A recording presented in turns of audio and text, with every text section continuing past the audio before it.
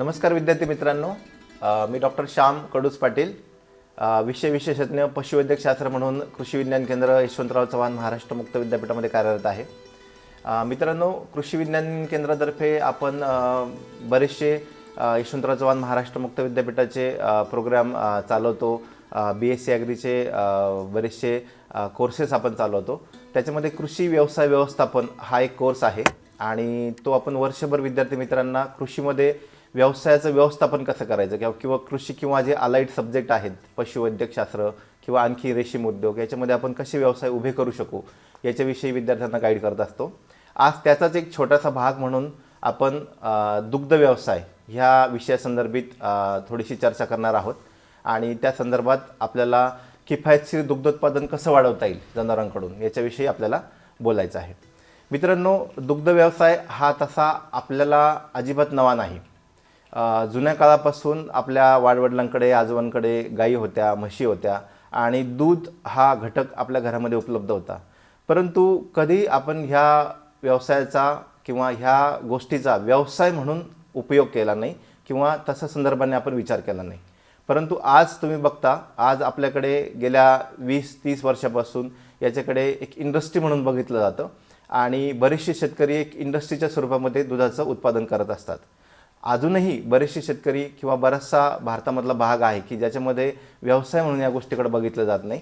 म्हणून आपल्याला आपण ज्या चुका करतो, आपण ज्या व्यवस्थापनामध्ये चुका करतो याच्याविषयी आज माहिती घ्यायची।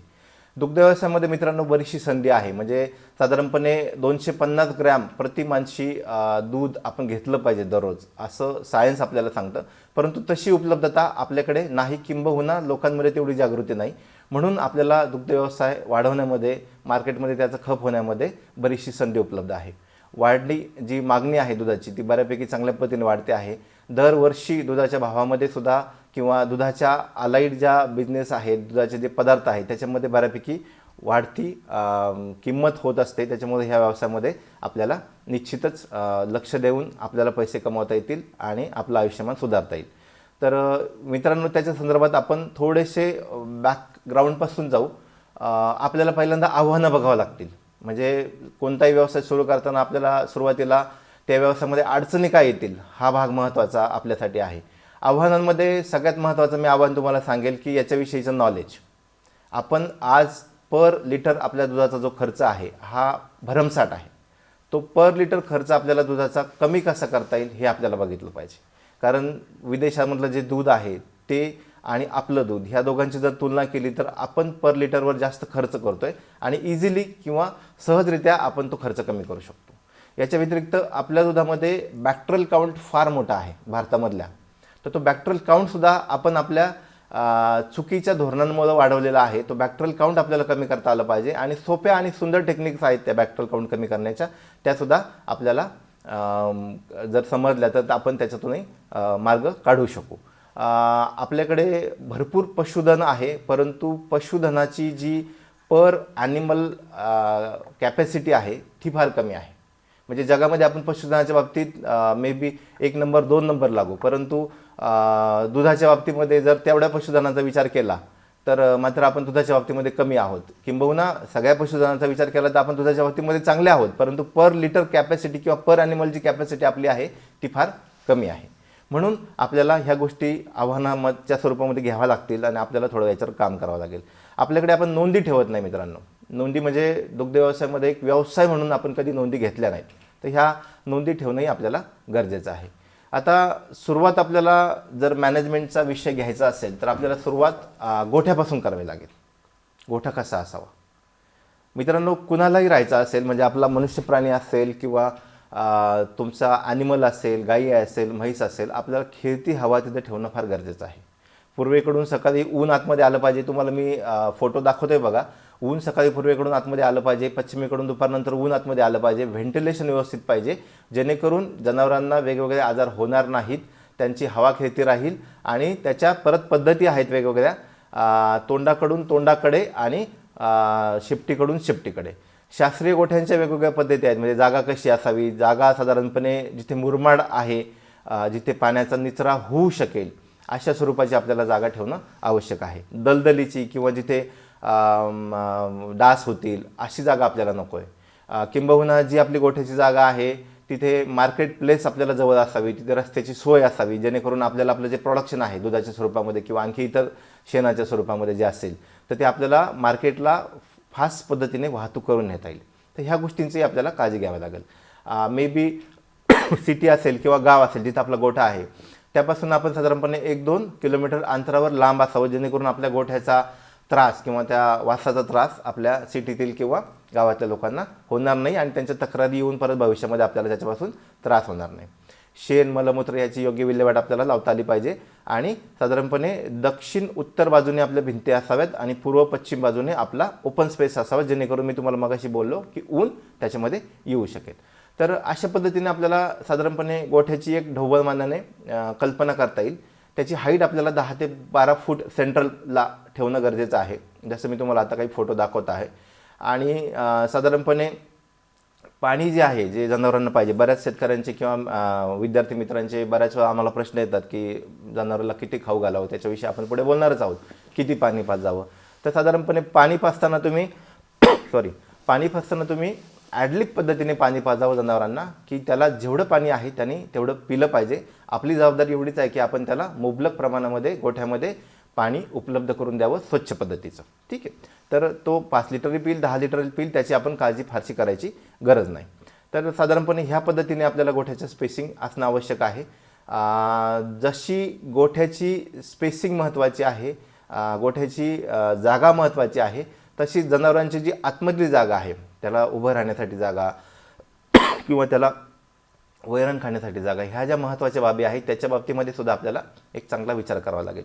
साधारणपणे जनावर तुमचं उभं राहणार आहे, गाय किंवा म्हैस असेल तो, त्याच्यापुढे त्याचं मेंजर असेल. मेंजर म्हणजे आपण त्याला गव्हाण म्हणतो किंवा आपण त्याला दावण म्हणतो बऱ्याच भागामध्ये. त्याची जागा किती असावी आणि त्याच्यापुढे चारा साठवण्यासाठी किंवा लहान पिल्लांना मोकं सोडण्यासाठी जागा असावी. साधारणपणे गव्हाणीच्या पुढे 5 फूट, गव्हाण आपली 2 फूट, गाईला उभं राहण्यासाठी 7 फूट आणि मागे गटार जो गाईच्या मागे आहे जे युरिन वगैरे त्याचं वाहून जाण्यासाठी 1 फूट आणि नंतर आपल्याला डॉक्टरांना किंवा जे गाईच्या व्यवस्थापनामधले लेबर्स आहेत त्यांना चालण्यासाठी 5 फूट, अशा पद्धतीचं एक अंगी गोठा आणि त्याच्यानंतर परत दुसरा अंगी म्हणजे शेपटीकडून शेपटीकडे किंवा तोंडाकडून तोंडाकडे. मी जनरली तुम्हाला स्पेस दाखवतोय बघा, feeding space, feeding passage, feeding space, stall for animals, नंतर रॉ चॅनल्स, अशा पद्धतीने 5 फुटाचा जो खाली दाखवला मी तुम्हाला तो चालण्याचा स्पेस आहे. आणि याच्यानंतर सेकंड बाजूला सेम आपण रिप्लिकेट करू शकतो, जेणेकरून आपला डोक्याकडे किंवा शेपटीकडून शेपटीकडे अशा पद्धतीचा गोठा होईल. डोक्याकडून डोक्याकडे म्हणजे 2 जनावरांचे डोके एकमेकाला समोरासमोर येतील अशा पद्धतीने, आणि शेपटीकडून शेपटीकडे याचा अर्थ 2 जनावरांच्या शेपट्या मागचा भाग आपल्याला एका बाजूला मधल्या बाजूला आपण जाताना दिसेल अशा पद्धतीने. तर याच्यामध्ये दोघांमध्ये जर तुम्ही मला तुलना विचाराल तर मी तुम्हाला शेपटीकडून शेपटीकडे प्रिफर करायला सांगेल, कारण जनावरांच्या निरीक्षणासाठी आपल्याला शेपटीकडून शेपटीकडे फार सुंदर पद्धतीने मॅनेजमेंटमध्ये आपल्याला फायदेशीर ठरतो. जनरली आपल्याला जनावरं आजारी आहेत का त्याच्या शेणावरून कळतं, म्हणून आपण शेपटीकडून शेपटीकडे ज्यावेळेस गोठा असेल त्यावेळेस आपल्याला एका नजरेमध्ये सगळ्या जनावरांचे, तुमचे 50 जनावरं असतील, 10, 20, 25 किती पण जनावरं असतील तर आपल्याला त्यांचं मॅनेजमेंट पाहता येतं. जनरली जनावर ज्यावेळेस माझावर येतं, गाय किंवा म्हैस, त्यावेळेस आपल्याला त्याला हे करायचं आहे म्हणजे वधू दाखवायचं आहे किंवा मे बी आपल्याला आर्टिफिशियल इन्सेमिनेशन करायचं आहे, तर त्यावेळेससुद्धा आपल्याला ती मॅनेजमेंट करणं शेपटीकडून शेपटीकडे ह्या गोठ्यामध्ये फार सुंदर पद्धतीने शक्य होतं. तोंडाकडून तोंडाकडे याच्यामध्ये फक्त तुम्ही चाऱ्याची मॅनेजमेंट व्यवस्थित करू शकता, परंतु जनावरांचे तोंड समोरासमोर आल्यामुळं इन्फेक्शन एकमेकाला जाण्याचा फार मोठा धोका तोंडाकडून तोंडाकडे ह्या पद्धतीमध्ये जाऊ शकतो. त्याच्यामुळे कधीही प्रिफर करताना शेपटीकडून शेपटीकडे अशा पद्धतीने आपण प्रिफर करायला हरकत नाही. आता नवीन पद्धत आणखी सुंदर मार्केटमध्ये तुम्ही बघता आहात आणि ह्या कन्सेप्टविषयी तुम्ही ऐकता आहात, मुक्त संचार गोठा पद्धती. तुम्ही बऱ्याच वेळा मे बी ऐकलं असेल. मुक्त संचार गोठा पद्धती फार सुंदर आणि फार फायदेशीर आहे मित्रांनो. याच्यामध्ये तुम्ही जनावराला दावं लावणार नाहीत, तुम्ही सिंपल तुम्ही कंपाऊंड करणार आहात. एका बाजूला तुमचा छोटासा गोठा असेल आणि बाकी कंपाऊंडमध्ये तुमचे जनावरं फार एकदम खुल्या पद्धतीनं मोकळ्या पद्धतीनं फिरणार आहेत. तुम्ही त्याचं दररोजचं शेणसुद्धा त्या कंपाऊंडमधून काढणार नाही, अशा पद्धतीचं मॅनेजमेंट आहे. फक्त तुमचं जे शेड आहे ते तुम्ही रेग्युलर स्वच्छ ठेवायचे. पाऊस पडला किंवा ऊन लागलं तर जनावर ते शेडमध्ये येणार आहे, बाकीच्या वेळेस ते कंपाऊंडमध्ये त्याच्या पद्धतीने मुक्त संचार पद्धतीने फिरत राहील आणि मग तुम्ही त्याच्या पद्धतीने त्याला फिरू द्यावं, पाण्याची व्यवस्था करावी. याच्यामध्ये जनावरांच्या स्वभावावर फार चांगला परिणाम होतो, जेणेकरून आपलं प्रोडक्शनसुद्धा आपण वाढवू शकतो. असे बरेचसे अनुभव आपल्या शेतकरी बांधवांना, विद्यार्थी मित्रांना आलेले आहेत आणि आपण आता प्रिफर करताना मुक्त संचार गोठा पद्धती बऱ्यापैकी प्रिफर करत आहोत. याचाही तुम्ही अवश्य विचार करावा जर तुमच्याकडे जागेची उपलब्धता चांगल्या पद्धतीची असेल तर. मित्रांनो, आणखी काही शास्त्रोक्त पद्धतीचे गोठे आहेत जे की तुम्ही मोठ्या मोठ्या फार्मवर बघता की जिथे जनावरांना मे बी दुधाला किंवा दूध काढताना हँड स्पर्श म्हणजे आपला जो मानवी स्पर्श आहे तो अजिबात सुद्धा होत नाही. सगळ्या मशीनद्वारे आपण कंट्रोल करतो. ती खर्चिक गोष्टी आहेत, परंतु ती जर तुमची कॅपॅसिटी असेल, ते जर तुम्ही करू शकत असाल, टप्प्याटप्प्याने आपण त्या कमर्शियल गोठ्यांकडे पण जाऊ शकतो. आणि सुरुवात करणार असू तर 10, 5, 15 गायींपासून आपण मुक्त संचार गोठा पद्धती किंवा शेपटीकडून शेपटीकडे किंवा तोंडाकडून तोंडाकडे अशा पद्धतीने आपण सुरुवात करू शकतो. आता थोड्याशा निवाऱ्याच्या पद्धती झाल्यानंतर आपण थोड्याशा जनावरांच्या निवडीकडे जाणार आहोत. आपण कोणत्या जनावरांची निवड करावी जेणेकरून आपल्याला आपला पर्पज, आपला जो उद्देश आहे तो साध्य करता येईल. जनावरांची निवड करताना तुम्हाला 2 महत्त्वाच्या गोष्टींचा विचार करावा लागेल की तुम्ही कशावर काम करण्यासाठी इच्छुक आहात. तुम्हाला मिल्क प्रोडक्शन करायचं आहे की तुम्हाला देशी गाईमध्ये करायचं आहे. मिल्क प्रोडक्शन तर आपला अल्टिमेट एमच आहे दूध देणाऱ्या जनावरांमध्ये, परंतु तुम्ही देशी गायींपासून मिल्क प्रोडक्शन करणार आहात की तुम्ही HF किंवा जी जर्सी असते, ज्या पद्धतीने तुम्ही मार्केटमध्ये बघता, शेतकऱ्यांकडे बघता, त्यांच्यापासून मिल्क प्रोडक्शन करणार आहात. आज मित्रांनो, तुम्ही A1 दूध आणि A2 दूध याच्याबद्दल बऱ्याचपैकी ऐकून आहात. A2 दूध हे आपल्या गावठी गायांपासून, जे आपल्या भारतामध्ये आहेत, गीर असेल, साईवाल असेल, थारपारकर असेल, कांक्रेज असेल, ह्या गायांकडून किंवा खिलार असेल, ज्या गायींना खांदा आहे ह्या गायांपासून मिळतं, याला आपण A2 दूध म्हणतो. जे आपल्याला म्हशींकडून पण आपल्याला मिळतं, कारण म्हशी ह्या जनरली जवळजवळ 90-95% आशिया खंडामध्ये सापडतात आणि या A2 दुधामध्ये येऊ शकतात. A1 दूध म्हणजे जर्सी गाय किंवा होल्स्टेन फ्रिजन गाय, जी आपण कायमस्वरूपी, ही बघा, ही जर्सी गाय, ही होल्स्टेन फ्रिजन गाय, तर हे आपण कायमस्वरूपी बघतो आपल्या गोठ्यांमध्ये. जसं आपण धवल क्रांतीकडे गेलो किंवा श्वेत क्रांतीकडे गेलो त्यावेळेस आपण ह्या गायी बाहेरच्या देशामधून आणल्या, याचं क्रॉसिंग पर्सेंटेज आपल्याकडे वाढवलं आणि आपण याच्यापासून मिल्क प्रोडक्शन वाढवायला चालू केलं होतं. परंतु आज ह्यांच्यापासून मिळणारे जे दूध आहे त्यांच्यामध्ये होणारे हार्मोनल चेंजेस आहेत, ज्याच्यामुळे होणारे आपल्या तब्येतीवर होणारे परिणाम आहेत, याचे आपण सगळे ड्रॉबॅक्स पाहतो आहोत. आणि त्याच्यामध्ये आपण आज परत आपल्या जर्सी गाईकडे न जाता, HF गाईकडे न जाता आपण आपल्या देशी गाईकडे जाण्यासाठी सुद्धा आज विचार करत आहोत. तर दोन्ही गोष्टींचा तुम्हाला विचार करावा लागेल आणि तुम्ही मार्केट तुमच्याकडे ज्या पद्धतीने अवेलेबल असेल, तुमच्याकडे चाऱ्याची ज्या पद्धतीने उपलब्धता असेल, तसं तुम्ही देशी गाय करावी किंवा HF किंवा जर्सी करावी या पद्धतीने तुम्ही निर्णय घेऊ शकता. आपल्याकडे तुम्ही म्हैस पालनामध्ये जाऊ शकता. म्हैस पालनामध्ये तुम्हाला आपल्या भारतामधल्या मुरा, मेहसाणा, पंढरपुरी, सुरती अशा भरपूर जाती आहेत, नागपुरी, आणि ह्याच्यामध्ये तुम्ही बऱ्यापैकी बरेच शेतकरी किंवा बरेचसे पशुपालक हे मुरा जातीच्या म्हशी पाळतात. जसं मी तुम्हाला आता स्क्रीनवर दाखवत आहे की मुरा जातीची म्हैस बऱ्यापैकी पाळली जाते आणि याच्यापासून मिळणारं दूध चांगलं फॅटयुक्त असतं. म्हणजे गाईच्या तुलनेनं चांगल्या पद्धतीचे फॅट म्हशीमध्ये मिळते आणि बऱ्याच अंशी दुधाचा जो घटक आहे किंवा दूध जे प्रोडक्शन आहे भारतामधलं, हे म्हशींनी पण कॅप्चर केलेलं आहे आणि एक A2 दूध आपल्याला म्हशीपासून मिळतं. त्याच्यामुळे आपण म्हशीकडे चांगल्या पद्धतीने विचार करू शकतो. आता याचा निर्णय तुम्हाला घ्यावा लागेल हळूहळू की तुम्ही गाईकडे जाल की म्हशीकडे जाल, आणि त्या पद्धतीने दोघांचंही मॅनेजमेंट आपल्याला व्यवस्थित पद्धतीने मॅनेज करता येईल. आता किफायतशीर जर तुम्हाला दुग्ध उत्पादन करायचं असेल, कारण किफायतशीर दुग्ध उत्पादन करणं फार महत्त्वाचं आहे मित्रांनो. आज तुम्ही पशुपालक बघताय, शेताकडे, गावाकडे तुम्ही बघताय, हे व्यवसाय करायचं म्हणून दुग्ध उत्पादन करत नाहीत. शेतावरचं रॉ मटेरियल जे मिळतंय ते त्यांना वाटतं की मला फ्री मिळतं आहे आणि ते फक्त जनावरांना खाऊ घालतात, दिवसभर जनावरांना फिरवतात आणि संध्याकाळी फक्त जनावरांना बांधून ठेवतात. अशा पद्धतीचं मॅनेजमेंट चालू आहे आणि याचा जर एकत्रित पूर्ण विचार केला तर तुम्हाला असं लक्षात येईल की हा व्यवसाय त्यांना ॲक्च्युली परवडत नाही. लेबर कॉस्ट वगैरे सगळ्या गोष्टी, परंतु त्यांचं ते लक्षात येत नाही. म्हणूनच आज दुग्धोत्पादन करताना बरेचसे शेतकरी विचार करतात की मी दुग्धोत्पादन व्यवसायाकडे जाऊ का, परंतु तुम्हाला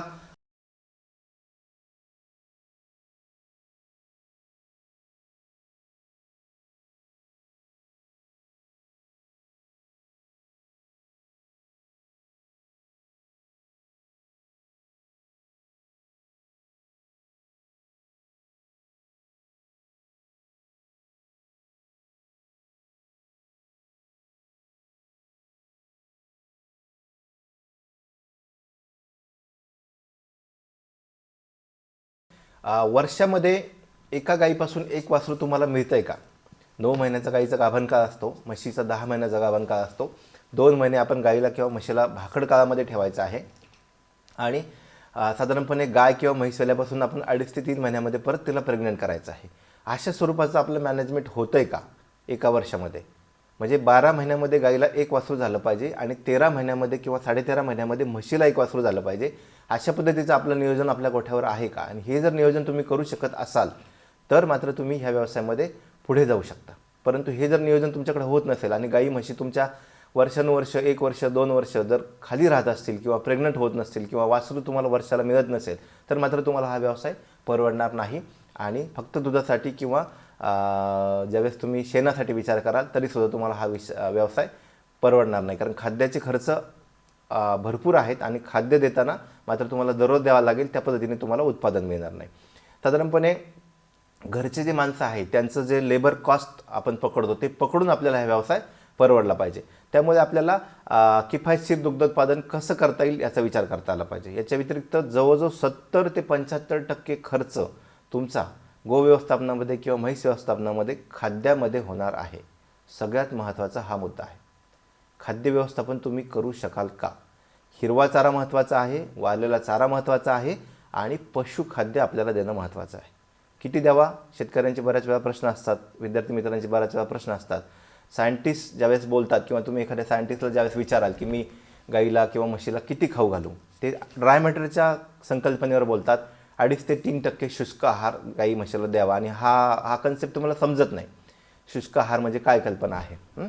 तर मी तुम्हाला ढोबळमानाने एक थंब रूलप्रमाणे सांगतो की आपल्याला साधारणपणे कोणत्याही जनावराला खाऊ घालताना त्याच्या वजनाच्या 10 ते 15% आहार दररोज आपल्याला देता आला पाहिजे. किंवा आपण मनुष्य प्राणी आहोत, आपण सुद्धा किती दररोज जेवण केलं पाहिजे याचाही आपण विचार करत नाही. सकाळ संध्याकाळ दुपार आपण जेवढे वेळ जेवण करत असतो त्याचा साधारणपणे सगळा हिशोब जर झाला तर वजनाच्या 10 ते 15% आपला आहार दररोजचा गेला पाहिजे. गाईचं वजन किती असेल? अंदाजे 300-350 किलो मोठ्या, म्हणजे जर अडल्ट गाय असेल तर. म्हशीचं किती असेल? 350-400 किलो. तर त्या हिशोबाने आपल्याला कॅल्क्युलेट करावं लागेल. म्हणजे साधारणपणे 300 किलोची गाय जर पकडली तर आपण 15%चा जर विचार केला तर 45 किलो आपल्याला आहार देता आला पाहिजे. 45 किलोमध्ये आपल्याला हिरवा चारा 2 भाग द्यायचा आहे, वाळलेला चारा 1 भाग द्यायचा आहे. 2 भागामध्ये हिरवा चारा जर म्हटलं तर आपण दररोजची रिक्वायरमेंट हिरव्या चाऱ्याची झाली 30 किलो आणि वाळलेल्या चाऱ्याची झाली 15 किलो. आणि याच्या व्यतिरिक्त आपण पशुखाद्य देणार आहोत. पशुखाद्य तुम्ही तुमची गाय किंवा तुमची म्हैस किंवा तुमची शेळी जे कोणी असेल किती लिटर दूध देते आहे त्या लिटरच्या हिशोबाने आपल्याला पशुखाद्य द्यायचं आहे. साधारणपणे 1 लिटरसाठी आपण 250 ग्रॅम पशुखाद्य द्यावं किंवा 300 ग्रॅम पशुखाद्य द्यावं असं थंब रूलप्रमाणे बोलतो. सायन्सचं जर रेकमेंडेशन बघितलं तर 500 ग्रॅमपर्यंत पशुखाद्याचं रेकमेंडेशन आहे. आणि मला माहिती आहे पशुखाद्याचे रेट भरपूर मोठे आहेत, 25 रुपये 30 रुपये किलो. आज ते तुम्हाला परवडत नाही मार्केटमधलं. तुम्ही 250-300 ग्रॅमपर्यंत पर लिटरसाठी जरी राहिलात, म्हणजे 10 लिटर जर तुमचं दूध देत असेल गाय तर साधारणपणे तुम्हाला 2.5 किलो दररोजचं पशुखाद्य किंवा 3 किलो तुम्हाला दररोजचं पशुखाद्य द्यायचं आहे, विभागून सकाळी अर्ध संध्याकाळी अर्ध. अशा पद्धतीने तुम्ही त्याची विभागणी करू शकता. आणि ज्यावेळेस गाय किंवा म्हैस भाकड काळामध्ये असेल, म्हणजे शेवटच्या प्रेग्नन्सीच्या पिरियडमध्ये 8व्या आणि 9व्या महिन्यामध्ये ज्यावेळेस आपण त्याला भाकड ठेवतो, म्हणजे ड्राय पिरियडमध्ये ठेवतो, ज्यावेळेस तिच्याकडून आपण दूध घेत नाही त्यावेळेस तिच्या वासराची जी वाढ होते पोटामध्ये 70 ते 80%, त्यासाठी आपल्याला 1.5 किलो ते 2 किलो एक्स्ट्रा पशुखाद्य द्यायचं आहे. दुधाची जी रिक्वायरमेंट आहे ती आपण थांबवणार आहोत, परंतु त्याच्या वासराच्या वाढीसाठी आणि पुढच्या वेतामध्ये येणारं दुधाची जी गाईला तयारी करायची त्यासाठी आपल्याला 1.5 ते 2 किलो आपल्याला एक्स्ट्रा स्वरूपाचं पशुखाद्य त्यावेळेस द्यायचं आहे. आता चाऱ्याचं नियोजन करताना तुमच्याकडे जर पाण्याची उपलब्धता असेल तर तुम्ही हिरवा चारा वर्षभर घेऊ शकता. हिरव्या चाऱ्यामध्ये सगळ्यात महत्त्वाचं गाय किंवा म्हैस या गोष्टी यांच्यासाठी आपल्याला सगळ्यात महत्त्वाचं घास आहे, ज्याला आपण बरसीम किंवा लुसन असं आपण इंग्लिशमध्ये म्हणतो. बऱ्याच वेळा तुमच्या खेड्यांकडे याला मेथी घास म्हणतात किंवा नुसता घासही म्हणतात, लसूण घासही हाही शब्द बऱ्यापैकी वापरला जातो. तर तो घास आपल्याला सगळ्यात महत्त्वाचा आहे, कारण त्या घासामध्ये जवळजवळ 17 ते 18% प्रथिनं आहेत आणि आपल्या भागामध्ये आपल्या हवामानामध्ये येणारा सगळ्यात चांगला चारा तोच आहे प्रथिनांच्या दृष्टीने. त्यामुळे आपल्याला तो टाळायचा नाही. दुसरा जो महत्त्वाचा जो हिरवा चारा आहे तो आहे मका, हिरवा मका. तर त्याच्यामध्ये जवळजवळ 11, 12, 13% आपल्याला प्रथिनं जनावरांसाठी उपलब्ध करून देता येतात. आणि याच्यानंतर तिसरा जो भाग आहे तो तुम्ही बहुवार्षिक चारा पीक अशा स्वरूपामध्ये म्हणू शकाल, ज्याला तुम्ही गावाकडे गिन्नी गवत म्हणता. परंतु गिन्नी गवतामध्ये बऱ्याच वेळा अडचण ही आहे की त्याच्यावर काटेरी लव असते, त्याच्यामध्ये ऑक्झॅलेटचं प्रमाण असतं. तर बऱ्याचशा कृषी विद्यापीठांनी गिन्नी गवताचे वेगवेगळे प्रकार काढलेले आहेत, ज्याच्यामध्ये आपण ऑक्झॅलेटचं प्रमाण कमी केलं आहे, काटेरी लव आपण संपवलेली आहे. तर महात्मा फुले कृषी विद्यापीठ आहे किंवा साऊथचे बरेच कृषी विद्यापीठ आहेत, यांनी आपल्याला चांगल्या जाती उपलब्ध करून दिलेल्या आहेत. त्या जाती आपण घेऊ शकतो. महात्मा फुले कृषी विद्यापीठाचं फुले गुणवंत आहे, फुले जयवंत आहे, फुले यशवंत पूर्वी होतं, तर ही गवतं आपण वापरू शकतो. किंवा CO4 म्हणूनही साऊथचं आहे, तेही आपण वापरू शकतो. तर याच्या व्यतिरिक्त आपण पशुखाद्यामध्ये जाऊ शकतो. पशुखाद्य तुम्ही मार्केटमधूनही घेऊ शकाल किंवा घरगुती स्वरूपामध्येही बनवू शकाल. तर पशुखाद्य बनवणं आणि न बनवणं हा पुढचा भाग आहे, कारण आपण ज्यावेळेस घरगुती स्वरूपामध्ये पशुखाद्य बनवणार आहोत त्यावेळेस आपल्याला जनावरांच्या ज्या नीड आहेत ॲक्च्युली त्या पद्धतीने बनवता येणार नाही, कारण आपण जे रॉ मटेरियल वापरतो त्याच्यामध्ये त्याचं न्यूट्रिटिव्ह ॲनालिसिस किंवा त्याच्यामधलं जे पोषण घटक आहेत ते आपल्याला फील्ड लेवलला बघता येत नाही, कारण आपल्याकडे तशा लॅबोरेटरी नाहीत. परंतु ज्यावेळेस आपण चांगल्या कंपन्यांचं किंवा मार्केटमधलं गोदीपेंटच्या स्वरूपामध्ये रेग्युलर पशुखाद्य घेतो, ते मात्र चांगल्या कंपनीचं जर असेल आणि त्याच्यावर जर त्यांनी चांगल्या न्यूट्रिटिव्ह व्हॅल्यू दिलेले असतील तर आपल्याला समजून येतं की याच्यामध्ये प्रोटीन किंवा व्हिटॅमिन्स किंवा मे बी आणखी फायबर किती पद्धतीने किती प्रमाणामध्ये आपल्याला जनावरांना उपलब्ध करून देता येईल. आता हे हिरव्या चाऱ्याविषयी मी तुम्हाला बोललो, पशुखाद्याविषयी बोललो. वाळलेल्या चाऱ्यामध्ये विद्यार्थी मित्रांनो आपल्याला शेतामध्ये जे काही वाळलेलं आहे ते तुम्ही देऊ शकता. त्याच्यामध्ये ज्वारीचा कडबा येऊ शकतो, सरमाड येऊ शकतं, मका वाळलेला येऊ शकतो, देऊ शकाल. फक्त आपल्याला हिरवा चारा, वाळलेला चारा देताना कुट्टी करून देणं फार गरजेचं आहे. म्हणजे मी तुम्हाला मगाशी सुरुवात करताना बोललो होतो की भारतामध्ये शेतकऱ्यांचा पर लिटर दुधाचा खर्च फार मोठा आहे आणि विदेशातलं दूध ज्यावेळेस भारतात येत होतं त्यावेळेस ते कमी किमतीने येत होतं, परंतु आपलं मात्र इथल्याही ते तयार होत असून सुद्धा जास्त किंमत आपल्याला प्रोडक्शनसाठी लागत होती. का? कारण आपण ह्या छोट्या छोट्या चुका करतोय. आपण जनावरांना कुट्टी करून चारा देत नाही. जवळजवळ 50, 60, 70% जर मी म्हटलं तरी शेतकरी ह्या गोष्टी करत नाहीत. आणि याच्यामध्ये सकाळी टाकलेला चारा दुपारी 2 वाजता जनावरांच्या पायाखाली आलेला असतो. जवळजवळ 40% चाऱ्याचं नुकसान आपल्याकडे भारतामध्ये आपण शेतकरी करतो आणि हा आपला खर्च वाया जातो. त्याच्यामुळे जर तुम्ही 0.75 सेंटीमीटरची जर कुट्टी 0.75 इंचाची जर तुम्ही कुट्टी करून देणार असाल तर तुम्ही जनावरांसाठी फार चांगल्या पद्धतीने चारा उपलब्ध करून देता. याच्याबरोबर आपल्याला नुसती कुट्टी त्याच्यापुढे टाकायची नाही, त्याच्याबरोबर आपल्याकडे गव्हाण किंवा दावण किंवा फिडिंग स्पेस जे तुम्हाला मी 2 मीटरचं अंतर दाखवलं होतं मगाशी, तर ती असणं गरजेचं आहे. त्याच्यामध्ये जवळजवळ आपल्याला 90-95% चारा पूर्णपणे जनावराला वापरता येऊ शकेल आणि आपलं होणारं नुकसान टळू शकेल. आता याच्या व्यतिरिक्त जनावरांचं आपल्याला कशा पद्धतीने संरक्षण करू शकू आपण चाऱ्याच्या माध्यमातून किंवा त्याची उत्पादकता कशा पद्धतीने वाढवू शकू, तर आपल्याला ज्या ठिकाणी मी तुम्हाला म्हटलं जर तुमच्याकडे 12ही महिने पाणी उपलब्ध असेल तर तुम्हाला हिरव्या चाऱ्याची फारशी काळजी करायचं कारण नाही. परंतु बरेचसे भाग आहेत महाराष्ट्रामध्ये, भारतामध्ये की जे दुष्काळी पट्ट्यांमध्ये येतात. त्यांच्याकडे मिनिमम एक 4 महिने किंवा 5 महिने मुश्किलनं पाणी उपलब्ध असतं. मग ह्या लोकांनी काय करावं? ह्या लोकांसाठी आपण वेगवेगळे पर्याय उपलब्ध करून देऊ शकतो. आज बघा तुमचा कैरी किंवा आंबा तुम्ही मे महिन्यामध्ये किंवा जून महिन्यामध्ये किंवा जुलै महिन्यामध्ये तुमच्याकडे उपलब्ध होतो आणि तुम्ही वर्षभर लोणच्याच्या स्वरूपात ते साठवता आणि वर्षभर तुम्ही तो कैरी लोणच्याच्या स्वरूपात खाता. एक पद्धत आहे कैरी लोणचं करण्याची कैरीपासून.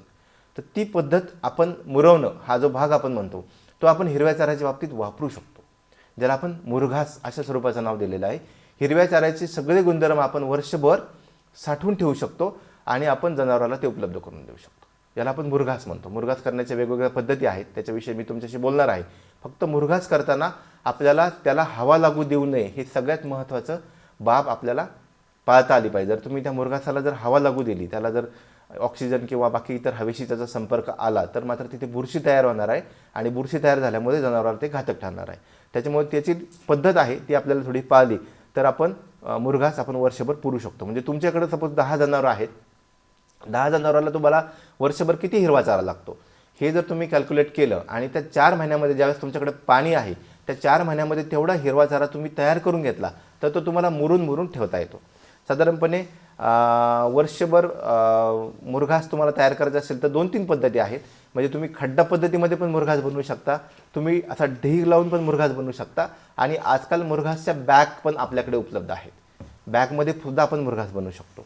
तर ज्यावेळेस तुम्ही खड्डा पद्धतीमध्ये मुरघास बनवाल त्यावेळेस मी तुम्हाला पद्धत सांगतो. 1 metre by 1 metre by 1 metre अशा पद्धतीचा तुमचा खड्डा असेल, उंची लांबी वगैरे सगळी रुंदी त्याची, तर त्याच्यामध्ये साधारणपणे तुमचा 650 ते 700 किलो मुरघास तयार होतो. आता पिशवीमध्ये किंवा प्लॅस्टिकच्या ड्रममध्ये जर तुम्ही बनवणार असाल तर जवळजवळ 5-5, आता मी तुम्हाला स्क्रीनवर 1000 किलो क्षमतेच्या बॅग दाखवल्यात, पण आता 5-5 हजार किलो क्षमतेच्या बॅगासुद्धा पिशवीमध्ये उपलब्ध आहेत आणि आपण त्याच्यामध्ये मुरघास बनवू शकतो. साधारणपणे एकदल पिकांची आपल्याला याच्यामध्ये निवड करायची.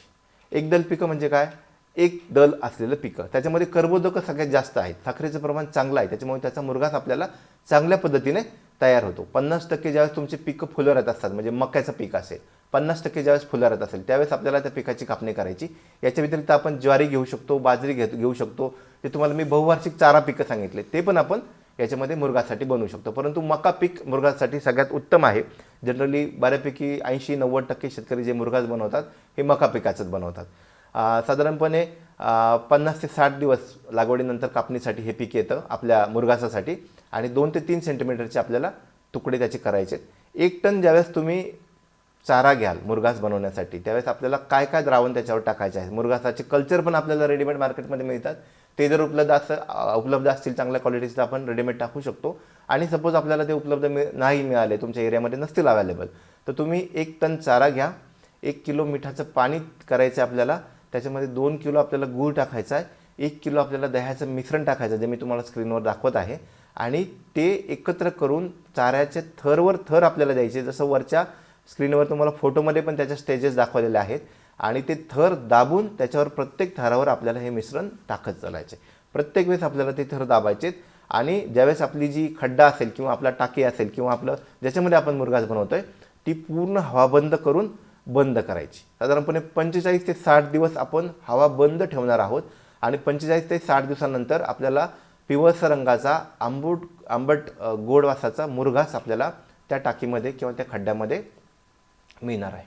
त्या खड्ड्याला आपण वरून झाकण लावणार आहोत. जसं तुम्हाला स्क्रीनवर फोटोमध्ये दिसतंय, लोक ते दाबतायत किंवा लोक काही पिशव्याही भरतायत, तर त्या स्वरूपातही आपण करू शकू. सगळ्यात उत्तम मुरघास आपण कसा ओळखायचा? ज्या मुरघासाचा सामू म्हणजे ज्याला आपण पोटेन्स हायड्रोजन म्हणतो, pH म्हणतो, तो 3 ते 5 म्हणजे ॲसिडिक स्वरूपाचा आहे, तो सगळ्यात उत्तम मुरघास आहे. आणि साधारणपणे त्याच्यामध्ये पाण्याचं प्रमाण 75 ते जवळजवळ 85% उपलब्ध आहे. आता जनावराला किती मुरघास खाऊ घालावा हा सगळ्यात महत्त्वाचा प्रश्न आहे. जरी मी ॲज अ डॉक्टर तुम्हाला सांगितलं की मुरघास आपल्याला दुष्काळी पट्ट्यामध्ये खाऊ घालायचा आहे, आणि तुम्ही जर ते जनावराला खाऊ घायला गेलात आणि जनावराला तुमच्या जर सवय नसेल तर ते खाणार नाही आहे. जरी त्यांनी खाल्ला तरी त्याचं प्रोडक्शन कमी होऊ शकेल. कारण बघा कितीही चांगल्या गोष्टी असतील आणि आपल्या बॉडीला जर गेल्या 10 वर्षापासून 5 वर्षापासून ती गोष्ट खाण्याची सवय नाही तर निश्चित आपल्या तब्येतीवर किंवा प्रोडक्शनवर त्याचा परिणाम होणार आहे. कोणत्याही चाऱ्यामध्ये बदल आपल्याला अचानक करायचा नाही. बदल करताना आपल्याला तो टप्प्याटप्प्यांनी करणं गरजेचं आहे. म्हणजे तुम्हाला त्या चाऱ्याबरोबर हळूहळू मुरघास द्यावा लागेल. साधारणपणे एका अडल्ट जनावराला, एका मोठ्या जनावराला आपल्याला दिवसाला 15 किलो मुरघास खाऊ घालायचा आहे. याच्या व्यतिरिक्त जास्त खाऊ घालायचा नाही. परंतु 15 किलो आपण सेकंड डेला देणार आहोत का? नाही. आपल्याला अर्धा किलो, पाऊण किलो, 1 किलो असे हळूहळू टप्पे करून त्याला सवय लावून आपण साधारणपणे 2 ते 3-4 महिन्याच्या अंतराने 15 किलोपर्यंत हळूहळू जाऊ शकू. याच्या व्यतिरिक्त आपण वाळलेला चारा देणार आहोत, याच्या व्यतिरिक्त आपण पशुखाद्य देणार आहोत. आणि मग मुरघास दिल्यानंतर आपल्याला जनावराच्या हळूहळू त्याच्यापासून जे प्रोडक्शन आहेत ते आपल्याला हळूहळू कव्हर करता येतील. आणि एकदा त्याला सवय लागल्यानंतर मात्र आपल्याला हे त्रास जाणवणार नाहीत. शेतकरी मित्रांना त्यासाठी थोडासा धीर काढावा लागेल. आणि बऱ्याच वेळा ही उणीव भासते आपल्याला की शेतकरी मित्र धीर काढत नाही, आणि धीर न काढता मग त्याच्यापासून त्यांचा तोटाच जास्त पद्धतीने होतो. त्यामुळे थोडंसं धीर काढून आपल्याला त्या जनावराची सवय बदलावी लागेल. आता दुसरा एक तुम्हाला मी चांगला भाग सांगतो जो मी मुरघासाविषयी बोललो. याच्यानंतर मी तुम्हाला हायड्रोपोनिक्सविषयी बोलेल. आणि बऱ्याच लोकांनी किंवा तुम्ही विद्यार्थ्यांनी हायड्रोपोनिक्स नाव ऐकलेलं असेल. मातीविना शेती आपल्याला करायची आहे तर आपण कशा पद्धतीने करू शकू? शेती म्हणजे आपल्याला चारा उगवायचा आहे. बाकीच्या पिकांचा विचार आपण करत नाही आहे, आपल्याला जनावरांसाठी चारा उगवायचा आहे. बऱ्याच शेतकऱ्यांकडे, माझ्याकडे आता विद्यापीठामध्ये बरेच शेतकरी दररोज येतात आणि भेटतात, आणि त्यांचा प्रश्न असतो की सर मी गायीचं पालन करू का, मी शेळ्यांचं पालन करू का, मी पोल्ट्रीचं पालन करू का. बऱ्याच लोकांकडे शेती फारशा चांगल्या पद्धतीने अवेलेबल नसते, कारण सिटीच्या अराउंड शेती घेणं सोपं नाही. तुम्हालाही माहिती आहे किती कोटी नाही भाव असतात. त्याच्यामुळे ते घेऊन आपल्याला व्यवसाय उभा करायचा ही शक्यता होत नाही. ज्याच्याकडे ऑलरेडी शेती आहे तो मात्र चांगल्या पद्धतीने ह्या गोष्टी करू शकतो. आता ज्याच्याकडे शेती नाही त्यांनी कशा पद्धतीने चारा उगावा आहे, पद्धती त्या पद्धतीने आपल्याकडे अवेलेबल आहेत. किंवा ज्याच्याकडे पाण्याची कमतरता आहे त्यांनी कशा पद्धतीने चारा उगवा, तर एक हायड्रोपोनिक्स नावाची एक संकल्पना आहे आणि ती फार चांगल्या पद्धतीने आपण रॅकच्या स्वरूपामध्ये आपण शेती करू शकतो. आपण कोकोपीटवर शेती करू शकतो, आपण थोड्याशा मातीवर पण शेती करू शकतो. आणि याला कोकोपीटवर जर तुम्ही करणार असाल तर तुम्ही मातीविना शेती म्हणू शकता. हायड्रोपोनिक्स पद्धत काय आहे तुम्हाला फोटोमध्ये किंवा तुमच्या स्क्रीनवर मी तुम्हाला दाखवतो आहे. साधारणपणे मका, नाचणी, बाजरी, चवळी, कुळीथ किंवा ज्वारी यांच्यापासून आपल्याला चारा उगवता येणं शक्य आहे हायड्रोपोनिक्सच्या माध्यमातून. बघा आता ज्यावेळेस देवी बसतात, बरेचसे विद्यार्थी तुमच्या घरामध्ये तुमचे आई वडील आपण रेग्युलर देवी बसवण्याचं काम करतो. 9 किंवा 10 दिवसाचा जो आपला सण उत्सव असतो त्यावेळेस आपण घरामध्ये बरेचसे धान्य टाकतो आणि 9-10 दिवसामध्ये त्याच्यावर बरेचसे चांगले तृणांकुर आलेले असतात. हा काय प्रकार आहे, हा हायड्रोपोनिक्सचाच प्रकार तुम्ही म्हणू शकता. त्या पद्धतीनेच आपल्याला काम करायचं आहे आणि ते पौष्टिक स्वरूपाचं खाद्य आपल्याला जनावराला उपलब्ध करून द्यायचं आहे.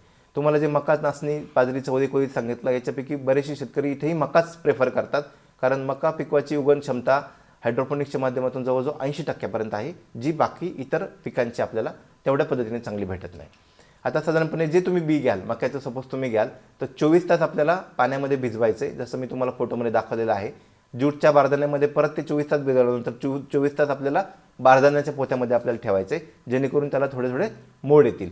आणि मग हे मोड आलेलं आपल्याला प्लॅस्टिक ट्रेमध्ये आपल्याला पसरून ठेवायचं आहे. आणि मग हा ट्रे आपल्याला लोखंडी किंवा बांबूच्या रॅकमध्ये ठेवायचा आहे आणि मग तुम्ही त्याच्यावर त्याला जे आवश्यक न्यूट्रिशन आहे ते तुम्ही देऊ शकता. आता इथे आपल्याला एक गोष्ट मात्र काळजीनं बघायची, कारण आपल्या इथे माती अवेलेबल नाही. त्यामध्ये मातीतून जे येणारे पिकाला येणारे जे घटक आहेत, जे मॅक्रो मिनरल्स म्हणतो, जे आपण मायक्रो मिनरल्स म्हणतो, ते आपल्याला इथे मिळणार नाहीत ह्या पिकांना. त्यामुळे आपल्याला हे लिक्विड स्वरूपामध्ये, स्प्रेच्या स्वरूपामध्ये आपल्याला त्या पिकाला द्यावे लागतील, तर त्याच्यामध्ये ते घटक येतील. नाहीतर मग त्याच्यामध्ये ती डिफिशियन्सी राहील आणि ती डिफिशियन्सी आपल्याला परत जनावराला ते खाऊ घालताना लिक्विड स्वरूपामध्ये आपल्याला टॉनिकच्या माध्यमातून कव्हर करावे लागेल. तर स्प्रे गन किंवा स्वयंचलित फोगरच्या सहाय्याने तुम्ही पोषक द्रव्ये याला पुरू शकता.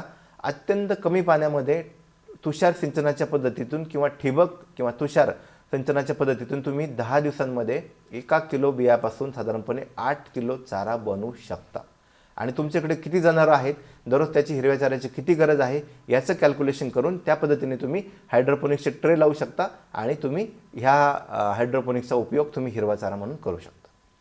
फक्त डिफिशियन्सी एक राहणार की ज्याच्यामध्ये मातीचे गुणधर्म येणार नाहीत, जे आपल्याला लिक्विड स्वरूपामध्ये लोकांना किंवा जनावरांना द्यावे लागतील आणि लोकांना त्याच्याविषयी जागरूक करावं लागेल. ठीक आहे. फायदे काय होतील याच्यामध्ये, मनुष्यबळ अतिशय कमी लागतं. म्हणजे जवळजवळ तुम्ही 40-50 जनावरांचं खाद्य 1 किंवा 2 माणसामध्ये कव्हर करू शकता, तेवढ्या लेबर कॉस्टमध्ये करू शकता. कारण एकदा जर सेट झाला तर त्याच्यामध्ये फार काही करायचं गरज राहत नाही. चारा कालावधी कमी असतो, जागा कमी लागते, पाणी कमी लागतं. जिथं दुष्काळी पट्टे ज्यांना हा हमखास वरदान पद्धतीचा चारा आपण उपलब्ध करू शकतो. आणि चाऱ्याच्या लगद्या तयार होतात, जसं मी तुम्हाला फोटोमध्ये दाखवत आहे स्क्रीनवर. आणि त्या लगद्या डायरेक्ट आपण जनावरांपुढे ठेवू शकतो. वाहतुकीसाठी त्या लगद्या आपल्याला सोयीच्या असतात आणि जनावर तो हिरवा चारा खाऊ शकतो. आता आणखी याच्यामध्ये पद्धत आहे. मी तुम्हाला मुरघासाविषयी बोललो, हायड्रोपोनिक्सविषयी बोललो. आपल्याकडे वाळलेला चारा भरपूर पद्धतीने प्रमाणामध्ये अवेलेबल आहे. आता हा वाळलेला चारा सकस आपल्याला करता येऊ शकतो, जेणेकरून जनावराची ती खाण्याची आवड तयार होईल आणि जनावर चांगल्या आवडीनं तो खाऊ शकेल. आता तुम्ही घरामध्ये हा अनुभव कायम घेता. तुम्ही शिळ्या किंवा कालच्या रात्रीच्या चपात्या आपण काय करतो, आपण जुन्या काळामध्ये, आता बऱ्याच घरांमध्ये ह्या गोष्टी करत नाही, परंतु जुन्या काळामध्ये आपण काय करायचो, त्याच्यात आपण गूळ टाकायचो, त्याच्यामध्ये आपण तूप टाकायचो किंवा तेल टाकायचो. मलिदा नावाचा शब्द होता. तर ह्या गोष्टी आपण जनावरांच्या बाबतीत पण करू शकतो आणि जनावर ते आवडीनं खाऊ शकतं. पोषक द्रव्ये चांगल्या पद्धतीने आपण त्या सुक्या चाऱ्याचे, निकृष्ट चाऱ्याचे वाढवू शकतो. म्हणजे साधारणपणे 100 किलो तुमची जर चाऱ्याची कोटी असेल, वाळलेल्या चाऱ्याची, जे जनावर आवडीनं खात नाहीत, तर तिथे 10 लिटर तुम्ही पाणी घेऊ शकता, 1 किलो मीठ घेऊ शकता, 1 किलो मिनरल मिक्सचर घेऊ शकता आणि असा प्रक्रिया केलेला चारा तुम्ही जनावराला खाऊ घालू शकता. म्हणजे ते प्रमाण बघा, थोडं स्क्रीनवर अक्षर व्यवस्थित आले नाही, परंतु 100 किलो चारा, 10 लिटर पाणी, 1 किलो मीठ, 1 kilo mineral mixture. Mineral mixture म्हणजे काय, खनिज द्रव्याचं मिश्रण जे तुम्हाला मार्केटमध्ये मिळतं, आणि हे एकत्र करून तुम्ही त्या चाऱ्याच्या कुट्टीवर टाकू शकता, जसं मी तुम्हाला स्क्रीनवर वरच्या फोटोमध्ये दाखवलेलं आहे. आणि हे चाऱ्याच्या कुट्टीवर टाकल्यानंतर एक साधारणपणे 4 ते 5 तास ती कुट्टी तुम्ही तशाच पद्धतीने पसरून ठेवू शकता. आणि मग सावलीमध्ये ही कुट्टी वाळवायची आपल्याला, आणि सावलीमध्ये ठेवून ती थोडीशी वाळेल, आणि त्याच्यानंतर मग आपल्याला हे जनावराला खाऊ घालायचं. आता आणखी एक महत्त्वाची पद्धत आहे युरिया प्रक्रिया, जी तुम्ही जनावरांना खाऊ घालू शकता. युरिया म्हणजे तुम्ही शेतामध्ये जो युरिया टाकतात तो, परंतु ही फार बारकाईनं ऑब्झर्वेशन करून करायची पद्धत आहे. जर मी सांगितलेल्या प्रमाणापेक्षा जर युरिया तुम्ही जास्त टाकला तर पोटफुगीनं तुमचे जनावरं मरणार आहेत. परंतु युरियाचे फायदे पण फार सुंदर आहे जर तुम्ही प्रमाणात टाकू शकलात तर. तुम्ही युरिया हे युरिया जर प्रमाणामध्ये शरीरात जर गेलं जनावरांच्या, तर ते प्रोटीन सिंथेसिसला फार चांगल्या पद्धतीने मदत करतं. बॉडीमध्ये प्रोटीन फार चांगल्या क्वालिटीचे तयार होतात, आणि त्या जनावरांची वाढ फार चांगल्या पद्धतीने आपण करून घेऊ शकतो. हा युरिया प्रमाणामध्ये आपल्याला जनावरांसाठी वरदान आहे, पण जर प्रमाणाच्या बाहेर जर तुम्ही चुकूनही गेलात तर मात्र आपल्यासाठी तेवढंच ते त्रासदायक आहे, कारण पोटफुगी होऊन तुमचं जनावर मरणार आहे.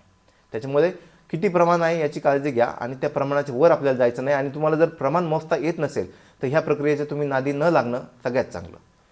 तुम्हाला प्रमाण सांगतो, 100 किलो तुमची चाऱ्याची कुट्टी तुम्हाला घ्यायची, 20 लिटर पाण्यामध्ये आपल्याला द्रावण नंतर बनवायचं आहे, आणि त्या 20 लिटर पाण्यामध्ये तुम्हाला फक्त 2 किलो युरिया विरघळून घ्यायचा आहे. मोजून अक्षरशः तुम्ही 2 किलोचे 2.25 किलो घ्याल तरीसुद्धा तुम्ही त्रासदायक मोडमध्ये जाऊ शकता. तुम्ही 2 किलोचे 1.5 किलो घ्याल चालेल, 2 किलोचा 1 किलो घ्याल चालेल, परंतु 2 किलोच्या वर आपल्याला निश्चितच जायचं नाही.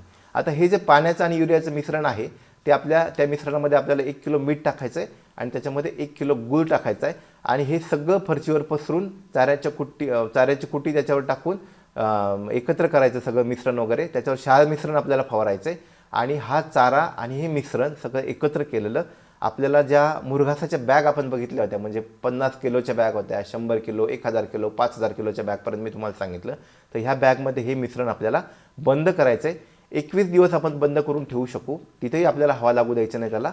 आणि त्याच्यानंतर सोनेरी पिवळ्या रंगाचा सकस चारा आपण जनावरांना खाऊ घालू शकतो युरिया प्रक्रिया केलेला. आणि हा युरिया प्रक्रिया केलेला चारा प्रोटीन सिंथेसिससाठी, प्रथिनं तयार करण्यासाठी जनावरांच्या शरीरामध्ये मॅजिकसारखं काम करतो, आणि तुमच्या जनावराचं प्रोडक्शन, तुमच्या जनावराचं वाढ, किंवा तुमच्या जनावराचं एकंदरीतच सगळी जी वाढ आहे, सगळ्या सिस्टीम आहेत, त्या फार चांगल्या पद्धतीने आपण चालू शकतो, फक्त प्रमाणामध्ये. हे मात्र मी तुम्हाला वारंवार सांगेन, प्रमाणाच्या बाहेर आपल्याला जायचं नाही. 2 किलो एरिया म्हणजे 2 किलो, त्याच्यापेक्षा कमी चालेल, जास्त आपल्याला चालणार नाही. आता ह्या सगळ्या सकस चारा बनवण्याच्या पद्धती आहेत जे मी तुम्हाला बोललो. याच्या व्यतिरिक्त पशुखाद्याचा दर आपल्याला फार मोठ्या प्रमाणावर वाढतही आपण दिवसेंदिवस बघत आहोत. म्हणजे आज जवळजवळ 25 रुपये 30 रुपये किलो पशुखाद्याचे दर आहेत. मग अशी मी बोलता बोलून गेलो तुमच्याशी, आणि हे दर शेतकऱ्यांना परवडत नाही. मलाही कल्पना आहे. त्याच्यामुळे दुग्ध व्यवसायाकडे वळताना शेतकरी थोडासा विचार करतो की मला पशुखाद्यासाठी फार मोठा खर्च येणार आहे. आझोला नावाची वनस्पती तुम्ही ऐकली असेल किंवा नसेल, तुमच्या स्क्रीनवर मी तुम्हाला दाखवत आहे. आझोला नावाची एक पान वनस्पती आहे, आणि ही जर तुम्ही वाढवणार असाल तुमच्या शेतांमध्ये, तुम्हाला कुंड करायचे, त्या कुंडांमध्ये जर तुम्हाला वाढवता आली, आणि सोपी आहे, सोप्या पद्धतीने तुम्ही वाढवू शकता. त्याचे कल्चर तुम्हाला आम्ही मुक्त विद्यापीठातून देऊ शकतो, किंवा तुमच्या जवळचे जे पशुवैद्यकीय दवाखाने आहेत तिथेही तुम्हाला डॉक्टरांकडून उपलब्ध होऊ शकतात, कृषी विभागाकडून पण उपलब्ध होऊ शकतात. आणि ते कल्चर जस्ट मूठभर जरी असेल तरी तुम्ही त्याचा भरपूर चांगल्या पद्धतीने मुरघास बनवू शकता. आता हा मुरघास फायदा कुठे आपल्याला करणार आहे? जवळजवळ 15 ते 25% तुमचं पशुखाद्य जे की 25 रुपये 30 रुपये किलो आहे, ते आपण मुरघासामधून बदलू शकतो. म्हणजे 100% पशुखाद्य तुम्ही ज्यावेळेस देत होता, मी तुम्हाला 1 लिटर दुधासाठी 250 ग्रॅम पशुखाद्य असा डोस मी तुम्हाला मगाशी सांगितला होता. 10 लिटर असेल तर तुम्हाला 2.5 किलो द्यायचे. त्याच्यामधलं 25% पशुखाद्य तुम्ही आझोलाच्या स्वरूपात बदलू शकता. किती जरी मोठ्या प्रमाणावर आपण पशुखाद्याच्या रेट आपण कमी करू शकतो, आणि आझोला आपल्याला 1, 2, 3 रुपये किलोच्या हिशोबाने आपल्याला अवेलेबल होऊ शकतो. आपल्या प्रोडक्शन खर्च इतकाच येऊ शकतो. तर तेवढ्या चांगलीचे न्यूट्रिशन आपण आझोलाच्या स्वरूपामध्ये कव्हर करू शकतो. पण पूर्ण पशुखाद्य आपल्याला बदलायचं नाही, आपल्याला फक्त 25% पशुखाद्यापर्यंत जायचं आहे. कारण जास्त प्रमाणात आपल्याला आझोला खाऊ घालणे जनावराला त्रासदायक होऊ शकेल. म्हणून आपण 75% पशुखाद्य देऊ, आणि 25% पशुखाद्य आपण आझोलाच्या स्वरूपामध्ये बदलू शकू. साधारणपणे प्लॅस्टिक किंवा कायमस्वरूपी सिमेंटच्या जर तुमच्याकडे टाक्या असतील तर त्याच्यामुळे तुम्ही ह्या आझोला पान वनस्पतीची चांगल्या पद्धतीने लागवड करू शकता. आता काही शेतकऱ्यांनी जे आमचे कृषी विज्ञान केंद्र किंवा मुक्त विद्यापीठाचे आमचे असोसिएटेड शेतकरी आहेत, तर त्या शेतकऱ्यांकडे आम्ही ह्या पद्धतीच्या ट्रायल घेतलेल्या आहेत आणि हे काही तुम्हाला फोटो मी तुम्हाला दाखवतो स्क्रीनवर की आजोला सिंपल पद्धतीने त्यांनी वाढवला आहे आणि तुमच्या जनावराची जी रिक्वायरमेंट आहे त्या पद्धतीने तुम्हाला त्याचं कॅल्क्युलेशन करून तुम्हाला त्या पद्धतीने टाक्या घेता येऊ शकतात. ठीक. आता हा झाला चाऱ्याच्या संदर्भातला विषय. आपण गाईच्या किंवा म्हशीच्या निवडीविषयी बोललो, आपण जातीविषयी थोडक्यात बोललो, आपण त्याच्या आहाराविषयी थोडक्यात बोललो, आपण त्याच्या घराविषयी थोडक्यात बोललो. आता आपल्याला थोडंसं पुढच्या मॅनेजमेंटबद्दल बोलायचं आहे की आता वर्षाला जे मी तुम्हाला म्हटलं होतं की वर्षाला आपल्याला एक वासरू मिळणं फार गरजेचं आहे आणि गाईचं आणि म्हशीचं साधारणपणे आपल्याला 13 ते 13.5 महिन्यामध्ये एक वासरू मिळणं गरजेचं आहे.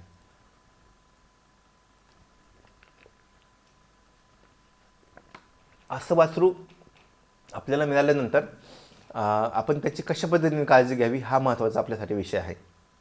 गाईला वासरू तयार झाल्यानंतर किंवा गाय व्याल्यानंतर गाईला चिकाचं दूध येतं बघा.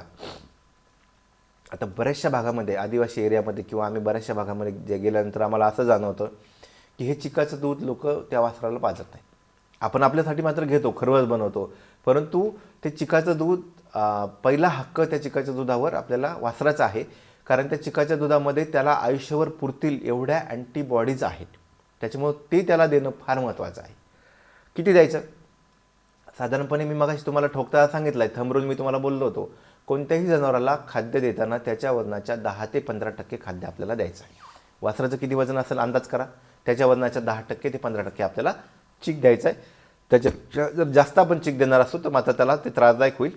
त्याच्या वजनाच्या आपल्याला 10 ते 15% द्यायचं आहे. विदेशांमध्ये हे चीक किंवा दूध देताना मोजून बाटलीमध्ये काढून निपलच्या सहाय्यानं वासराला पाजलं जातं. आपल्याकडे हे होणार नाही, मलाही कल्पना आहे, कारण आपल्या शेतकरी एवढ्या पद्धतीने विचार करत नाही आणि जरी आम्ही सांगितलं तरी तुम्ही शेतकऱ्याच्या लेवलला, गावाच्या लेवलला हे फॉलो होत नाही. अंदाज घ्या, साधारणपणे 15-20 मिनटं पिल्यानंतर किती दूध जात असेल तर ह्या हिशोबाने तुम्ही अंदाज घेऊन त्या वासराचा त्या पद्धतीनेच त्याला तेवढं पोषण करण्यासाठी गाईजवळ आपल्याला सोडायचं आहे. साधारणपणे जर चीक गाईला देता येत नसेल किंवा चिकाचं दूध येत नसेल, बऱ्याच गाईंना दूध येत नाही व्याल्यानंतर, तर मग निरोगी गाईचं दूध आपल्याला देता येतं. याच्याऐवजी 30 मिलीलिटर एरंडेल तेल आणि एक अंड्याचा बलकसुद्धा आपण त्या दुधामध्ये मिसळू शकतो आणि वासराची आपल्याला त्यावेळेस वाढ करून घ्यावी लागते आणि त्याला आपण जिवंत ठेवणं गरजेचं असतं. मिल्क रिप्लेसर मार्केटमध्ये तुम्हाला वेगवेगळ्या कंपनीचं मिळतं अशा कंडिशनमध्ये, तर त्याची तुम्ही माहिती घेऊन तुम्हाला ते जनावरांच्या डॉक्टरकडून किंवा तुम्हाला मेडिकलवाल्याकडून चांगल्या पद्धतीने मिळू शकेल. त्याचाही तुम्ही त्यावेळेस वापर करू शकता किंवा काप सॅटरेशन असतं त्यावेळेस तुम्ही त्याचा वापर करू शकता. चिकाच्या दुधानंतर आपण काप सॅटरेशन पण देऊ शकतो. आज तुम्ही जी गाय आहे किंवा आज जे तुमचं वासरू आहे ती आज जर तुम्ही सुरुवातीपासून त्याची काळजी घेणार असाल तर ती उद्याची गाय आहे. कारण आज गाईचे भाव 70,000, 80,000, 90,000, 1,00,000 फार किमती आहेत. आपल्याला जर ह्या वासरांची चांगल्या पद्धतीने वाढ करता आली तर मात्र आपण निश्चितच चांगल्या पद्धतीचे गाई भविष्यामध्ये तयार करू शकतो. वासरू आल्यानंतर आपल्याला त्या वासराला स्वच्छ करायचं आहे. गाय त्याला चाटणार आहे ती त्याला चाटू द्यायचं आहे, कारण त्या चाटल्यानंतर त्याच्यामध्ये रक्ताभिसरणाची क्रिया फार चांगल्या पद्धतीने होतं. त्याची नाळ आपल्याला कापायची आहे, नाळेला आपल्याला आयोडीन लावायचं आहे आणि 2 ते 3 दिवस आपण हे आयोडीन लावणार आहोत. ठीक आहे. आता दूध आणि फॅट हा फार जिव्हाळ्याचा प्रश्न आहे शेतकऱ्यांचा. कारण तुम्ही गावाकडे जर डेअरी फार्मिंग किंवा डेअरीज बघितल्या, जे पशुपालक गोपालक जे दूध जनावरांचे डेअरीला देतात तिथे फॅटवर त्यांना रेट मिळतात. आता बऱ्याच शेतकऱ्यांचे फोन येतात, बरेच शेतकरी भेटतात की आमची फॅट कशी वाढेल. सगळा खेळ फॅट वाढण्याचा हा आहाराशी संबंधित आहे. तुम्ही किती चांगल्या क्वालिटीचा जनावरांना आहार देत आहात त्याच्याशी संबंधित आहे. आता तुम्ही जर चांगल्या पद्धतीचा आहार देत असाल, तुमचं वातावरण जर चांगलं असेल, व्हेंटिलेशन चांगलं असेल, गाईला फार गरम होत नसेल, व्यवस्थित तिचं तुम्ही टेम्परेचर तिथं मेंटेन करू शकत असाल तर तुमचं फॅट तुम्ही चांगल्या पद्धतीनं गाईचं किंवा म्हशीचं घेऊ शकाल. आणि ह्याच्यामध्ये जर तुमची कमतरता असेल तर मात्र तुम्ही फॅट किंवा डिग्री जे तुमची लागते ती कमी होईल आणि त्या हिशोबाने तुमचे पैसे जे तुम्हाला मिळणार आहेत ते कमी होणार आहेत. आता बरीचशी कुपोषणाची कारणं आहेत. मी तुम्हाला जे आहाराबद्दल बोलत होतो त्याच्यामध्ये सगळी कुपोषणाची कारणं लपलेली आहेत. आपण आहार पाहिजे तेवढ्या प्रमाणामध्ये जनावराला देत नाही. आज तुमच्या देशी गायांचं दूध गावामध्ये मला माहिती आहे किती आहे, 2 लिटर, 3 लिटर, 4 लिटर, 5 लिटर एका दिवसाचं. आणि देशी गाईची प्रोडक्शन कॅपॅसिटी फार चांगली आहे. परंतु आज आपण कुपोषणामुळे त्या गाईची प्रोडक्शन कॅपॅसिटी खपून बसलेलो आहोत. आपली गीर गाय ब्राझीलमध्ये जाऊन जवळजवळ 50 ते 60 लिटर दिवसाला दूध देते याची कल्पना तुम्हाला आहे. तुम्ही बऱ्याच वेळा न्यूजमध्ये ह्या गोष्टी ऐकलेल्या आहेत. ही कॅपॅसिटी आपल्या गायींची होती आहे, परंतु निवड पद्धतीने आपण गायी निवडल्या नाहीत आपण कधीही त्यांच्या ब्रीडिंग पॉलिसीकडे लक्ष दिलं नाही, आपण कधीही त्यांच्या पोषणाकडे लक्ष दिलं नाही. म्हणून आपण आज आपल्याकडे जे ब्रीड अवेलेबल आहे त्या ब्रीडची कॅपॅसिटी संपून बसलो आणि आपल्याला ती कॅपॅसिटी जर वाढवायची असेल तर टप्प्याटप्प्याने आपल्याला टप्प्याटप्प्याने जाऊन त्याचं अपग्रेडेशन करून, त्याचं सिलेक्टिव्ह अपग्रेडेशन करून त्याची कॅपॅसिटी वाढवावी लागेल. ज्याला वर्षानुवर्ष लागतील. जे काम ब्राझीलने केलं आहे ते आपल्याला करता येणं शक्य आहे, परंतु त्यासाठी आपल्याला काम मात्र करावं लागेल. त्याच्यामध्ये आपल्याला पोषण जर चांगलं देत असू, हिरवा चारा, वाल्याचा चारा, पशुखाद्य, तिला जे आवडते किंवा गरजेचे भाग आहेत, मिनरल मिक्सचर, खनिज मिश्रण, ते जर आपण व्यवस्थित देत असू तर तुम्हाला गाईच्या कुपोषणाचा प्रश्न तुम्ही निकाली काढू शकता. ठीक आहे. आता बऱ्यापैकी मी तुम्हाला मागाशी बोललो होतो की तुम्ही मार्केटमधून पशुखाद्य घेऊ शकाल, तुम्ही घरच्या घरी पशुखाद्य बनवू शकाल. मार्केटमधलं पशुखाद्य गोळीपेंटच्या स्वरूपामध्ये मिळतं. चांगल्या कंपनी जर मार्केटमध्ये अवेलेबल असतील, काही खराब कंपन्याही आहेत, आपल्याला जर चांगल्या कंपनीचं पशुखाद्य मिळत असेल तर मात्र आपण 100% घ्यायला पाहिजे. कारण आपली वाढ पण आपण गाईंची मशीनची करू शकतो, दुधाची कॅपॅसिटी पण आपण त्या पद्धतीने चांगलं हळूहळू वाढवू शकतो. परंतु जर ते तुम्हाला शक्य नसेल, ते तुम्हाला परवडत नसेल, तुमच्या भागामध्ये जर अवेलेबल नसेल, तुम्ही घरच्या घरीही बनवू शकता. तो थंब रूलप्रमाणे होईल. फारसा अप टू मार्क होणार नाही, कारण आपल्याकडे न्यूट्रिटिव्ह अनालिसिससाठी लॅबोरेटरी नाहीत गावागावामध्ये. त्याच्यामुळे आपण फक्त कच्च्या मालावर डिपेंड राहणार आहोत. आणि कच्चा माल कोणता लागेल साधारणपणे तो तुम्हाला मी स्क्रीनवर दाखवत आहोत. 30%, 30%, 35% या स्वरूपामध्ये एकदल तृणधान्ये, त्याच्यामध्ये मका, ज्वारी, बाजरी तुम्ही घेऊ शकता. त्याचं भरडून तुम्ही घेऊ शकता. साधारणपणे ते 30%. कोणत्याही पशुखाद्यामध्ये साधारणपणे 30-40% मका असतो. कधीकधी हा रेट आपण 50% पण वाढवतो, कारण मका हा प्रथिनांचा चांगला सोर्स आहे. त्यापेक्षाही चांगला सोर्स आपल्याला सोयाबीनचा आपल्याकडे अवेलेबल आहे, परंतु सोयाबीन मक्यापेक्षा महाग जातं. त्याच्यामुळे पशुखाद्याचे रेट वाढतात. म्हणून जनरली आपण मक्याला प्रेफरन्स देतो. आणि सोयाबीनमध्ये ट्रिप्सिन नावाचा घटक आहे, जो विषारी आहे. तो ट्रिप्सिन आपल्याला काढावा लागतो. मक्यामध्ये अशा फारशा गोष्टी नाहीत, त्याच्यामुळे आपण मक्याला ऑलवेज प्रेफरन्स देतो. 30%, 40% आपल्याला तो भाग घ्यायचा आहे. तेल, बिया, पेंडी किंवा प्रथिन स्रोत, तेल रहित किंवा तेल विरहित अशा पद्धतीने आपण शेंगदाणा, करडई, सरकी, खोबर, मोहरी, जवस, सूर्यफूल, कडलिंब अशाच पेंडी आपण घेऊ शकतो. शेंगदाणा पेंड सगळ्यात चांगली याच्यामध्ये सिद्ध होते आणि तो भाग आपण 30% जर घेऊ शकतो. एक ढोबळमानाने मी प्रमाण तुमच्याशी बोलतोय. डाळ जे आहेत, हरभरा डाळ, तूर डाळ, गवार, मटकी, ही आपण भरडून साधारणपणे 30-35% घेऊ शकतो. गूळ किंवा मळी जी तुमच्याकडे अवेलेबल असते साखर कारखान्यांमध्ये, गूळ असेल तर आणखी चांगला आहे. ते जवळजवळ 2 ते 3% आपण घेऊ शकतो. खनिज मिश्रणाचं प्रमाण आपल्याला 1% पाहिजे. जर तुमच्याकडे खनिज मिश्रण नसेल, तुम्ही मार्केटमधून खनिज मिश्रण घ्या. मार्केटमध्ये ॲग्रीमीन किंवा आणखी बरेचसे खनिज मिश्रणाचे घटक मिळतात आपल्याला, ते आपण 1% ह्या पशुखाद्यामध्ये टाकू शकतो. आणि याच्या व्यतिरिक्त आपल्याला मीठ 1%च्या स्वरूपामध्ये आपल्याला याच्यामध्ये टाकायचं. हे ढोबळमानानं मी तुम्हाला प्रमाण सांगितलं आणि अशा पद्धतीने तुम्ही हे भरडून आपण हे प्रमाण एक पशुखाद्याच्या स्वरूपात जनावरांना देऊ शकतो. मी पशुखाद्याचं प्रमाण किती द्यायचं हे तुमच्याशी मगाशी बोललो आहे. साधारणपणे गाईच्या किंवा म्हशीचे पर लिटर दुधासाठी आपल्याला 250 ते 300 ग्रॅम द्यायचं आहे. 500 ग्रॅमपर्यंत गेलात तरी हरकत नाही. कमीत कमी 250 ते 300 ग्रॅम आपल्याला द्यायचं आहे. आता सरकी ढेप, मका चुनी, तूर चुनी, गहू भुसा हे जे रेग्युलर आपल्याकडे अवेलेबल प्रॉडक्ट आहेत, हे साधारणपणे ह्या स्वरूपामध्ये तुम्ही जरी एकत्र केले तरी चालेल. बाकीच्या तुम्हाला गोष्टी नाही मिळाल्या तरी तुम्ही ढोबळमानानं तिथपर्यंत पोचू शका. आंबवण देण्याचे प्रमाण आहे. आंबवण म्हणजे तुमचं जे पशुखाद्य आहे, मी तुम्हाला जे बोललो तर त्या स्वरूपाचा थंब रूल तुम्ही लक्षात ठेवा. साधारणपणे प्रत्येक लिटर दुधासाठी तुम्हाला 250 ते 300 ग्रॅम, जास्तीत जास्त तुम्ही 500 ग्रॅम जाऊ शकता. आता सगळ्यात महत्त्वाचा जो घटक आहे, आता मी थोडासा समारोपाकडे जातो आहे, पण सगळ्यात महत्त्वाचा जो घटक आहे, आपल्याला स्वच्छ दूध तयार करता येईल का. एकदम सुरुवातीला मी तुमच्याशी बोलताना बोललो होतो की आपल्या दुधामध्ये आपण क्वालिटी मेंटेन करत नाही. आपल्या दुधामध्ये बॅक्टेरियल लोड किंवा जीवाणूंची संख्या फार मोठ्या प्रमाणामध्ये आहे. कारण तुम्ही बघता तुमच्या गावामध्ये, तुमच्या घरांमध्ये गाई म्हशी आहेत, होत्या, आमच्याही घरामध्ये होत्या. आपण ज्यावेळेस लहानपणी हे दूध प्यायचो त्यावेळेस आपण धारोष्ण स्वरूपामध्ये प्यायचो. बऱ्याच लोकांच्या हे लक्षात असेल. गाईचं किंवा म्हशीचं दूध निघाल्यानंतर काही थोडा अवधीसाठी ते गरम असतं आणि बऱ्याच वेळा आपण असं गरम गरम दूध डायरेक्ट काढलं गाईपासून की लगेच आपण ग्लासात घेऊन पिलेलो आहोत. हे धारोष्ण म्हणजे याच्यामध्ये एक अँटी जर्मिनल प्रॉपर्टी असते. साधारणपणे अर्धा तास हा धारोष्णपणा टिकून राहतो दुधामध्ये आणि ही अँटी जर्मिनल प्रॉपर्टी ज्यावेळेस दुधामध्ये असते त्यावेळेस त्याच्यामध्ये बॅक्टेरियल काउंट वाढत नाही. परंतु ते अर्धा तासानंतर जर तुमचं दूध रूम टेम्परेचरला म्हणजे वातावरणाच्या तापमानावर जर राहिलं तर मात्र सेकंदाला लाखोंच्या संख्येनं दुधामध्ये बॅक्टेरियल लोड वाढायला चालू होतो. आणि हा बॅक्टेरियल लोड दुधाची क्वालिटी खराब करतो. आज बघा गावामध्ये काय परिस्थिती आहे, लोक रात्री दूध काढतात, रात्रभर ते कॅन्डांमध्ये किंवा बादल्यांमध्ये टांगून ठेवतात आणि सकाळी डेअरीला घालतात. आणि डेअरीमध्ये सुद्धा काय फॅसिलिटी आहेत, चिलिंग प्लांट नाही, काहीच नाही. कॅन्डांमधून हे परत सिटीच्या ठिकाणी घेऊन जातात आणि मग ते कुठेतरी चिलिंग प्लांटला भविष्यामध्ये जातं. आणि कितीतरी कालावधी 12, 14, 15 तासाचा कालावधी दूध काढल्यानंतर पास होतो आणि तेवढ्या 15 तासाच्या कालावधीमध्ये लाखो करोडोंच्या संख्येने दुधामध्ये बॅक्टेरियल लोड वाढतोय. आणि असा बॅक्टेरियल लोडमुळे आपलं दूध फॉरेन मार्केटमध्ये स्वीकारत नाहीत.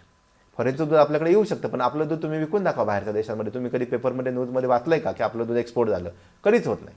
कारण आपलं दूध बॅक्टेरियल लोड भरपूर आहे. तो बॅक्टेरियल लोड आपल्याला कमी करायचा आहे आणि तो बॅक्टेरियल लोड कमी करण्यासाठी सगळ्यात महत्त्वाचा भाग आहे आपलं दूध काढल्यानंतर, गाईपासून काढल्यानंतर अर्धा तासाच्या आतमध्ये 5 डिग्री सेल्सिअस टेम्परेचरला स्टोअर झालं पाहिजे.